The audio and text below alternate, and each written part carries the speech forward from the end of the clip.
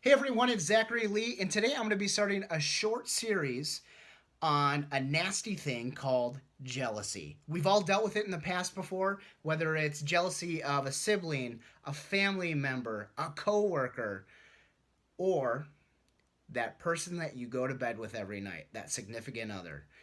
So, my story, a little bit of a background. Before I ever met my wife, I had never dealt with jealousy in a relationship.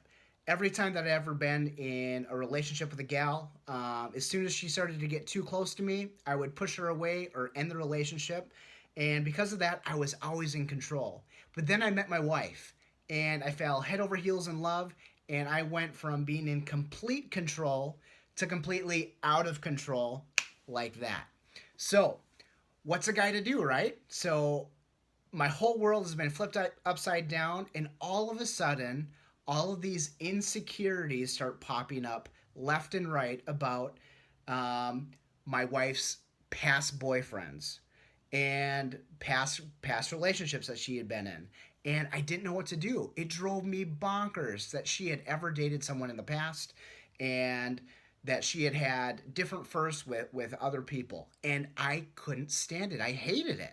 And so one of the things that I want to do today is, as part one of this series, I'm going to talk about one problem with jealousy and one antidote to jealousy. One thing that you can do to start helping yourself get over it, or helping your partner get over it if you are watching this video and it's your partner who deals with jealousy. Okay? All right. So, what is one problem with jealousy? Well, it's a vicious cycle. So, when I started dating Kate, one of the things that I noticed when jealousy started to creep in and kind of take over in my mind was that I would go through what's called a crazy eight pattern. And so if I'm over here, and this over on this side is anger and frustration and just wanting to take control of the situation, I would go like this, and then I would come over here I would get sad and depressed. And it was terrible. I would dwell in these made up memories and manifestations of how great these ex-boyfriends were, and it drove me absolutely bananas. But I couldn't get out of it. So as soon as I was sick of being sad and depressed, I would go back over here and I would get angry and mad, and I would confront her, and I would tell her how offended I was that she would ever date someone in the past. I mean, it was just absolutely ridiculous. And she would come back to me and she'd say, I'm really sorry, but what am I supposed to do? My past is my past, and I can't change anything. And you want to know what? I was being completely unfair.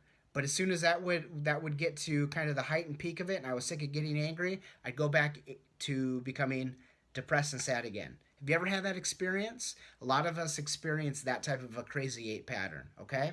So that's something to think about if you deal with jealousy.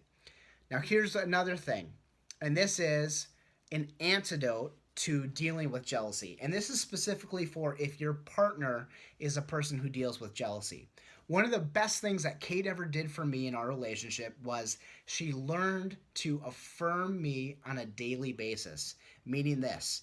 On a daily basis, she would tell me not only A, how important I was, but B, how our relationship was so different than the relationships that she had had in the past with ex-boyfriends. That was huge for me. In the beginning, because I was being crazy in the head, I didn't believe her. But as time went on and trust continued to build and our connection continued to grow as a couple, I really started to believe that what she was telling me was the truth, because she was continuing to be consistent and congruent in our relationship with her message to me. So think about that, and later this week I'll come back with part two of jealousy. Have a good one.